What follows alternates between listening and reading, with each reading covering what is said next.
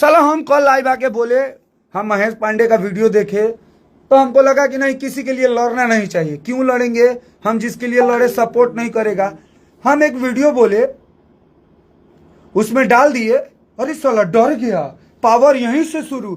मेरा कंपेयर कर रहे हो पवन सिंह से? वाह जियो, और अच्छा कर रहे हो, करो करो, जितना कंपेयर करना है, जितना तुमको करना है करो। तो नहीं सारा जितना पवन सिंह के यूट्यूबर बा, जितना जितना भैया आपसे विनती है, रिक्वेस्ट है, समझा दीजिए कि ई भोसड़ी वाला लोग मेरा फोटो है मेरा ही नहीं करे, ना तो मजबूर नहीं पता चले कि यूट्यूबर के साथ साथ फिर हम अपना समझ रहे हैं ना, इसलिए हम नहीं चाह रहे हैं। और सुन, तोनी के जितना पवन सिंह के यूट्यूबर बारे, तोरा खेसारी लाल यादव के जे बोले के बाद, तोरा खेसारी लाल यादव के टीम के जेकरा बोले के बाद, तू खेसारी लाल यादव के जे बोले के बाद, तोनी के बोल भाई, हम बोले जाए तब बोलिए, लेकिन ये मत कहिए कि डर गया पवन सिंह से सौरभ ऐश्वर्या, ये तक कभी नहीं हो सकता है।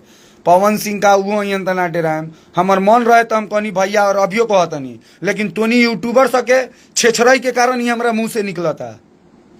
अब तो साला बोले में ही लगा था कि कुछ बोला था नहीं, जहां अच्छा बात बोला था नहीं डाल दे होता। पवन सिंह से डर गया, कौन सी डर जाम रे, कौन सी डर जाम? गोली मरवा दिया, गोली मरवा दिया हमरा। हम ना डरा नहीं कोनो से, हम सीधे कहते नहीं, जितना पवन सिंह के जे भी यूट्यूबर बा, जे पवन सिंह के बेटा होके, पोता होके, नाती होके, मौसेरा भाई होके, चचेरा भाई होके, फुफेरा भाई होके, जोनो होके पवन सिंह के, हमार नाम हमार फोटो लगा ले तब नाम धो के बेटी रोटी कहे। बाकी तोरा खेसारी लाल यादव भैया के टीम में जेकरा गरियावे के बा, अखिलेश कश्यप के, संजैया के, जेकरा ओकरा तू खुलियाम गरियो। हम बोले जाए तब तू बोलिए, ये मत कहिए कि डेरा के नहीं। पवन सिंह के उहो ही ना डेरा में, हम इतना बात जान ले, ताकि डर है दिल में नहीं के, डर रही तो उतना गरियती ना, समझ में आई? तू जाना ली सुन, हम खेसारी लाल यादव भैया ला इतना गरियावा नहीं, तो हमारा जैया बोल दी कोनो दिन कितना टेलर चली।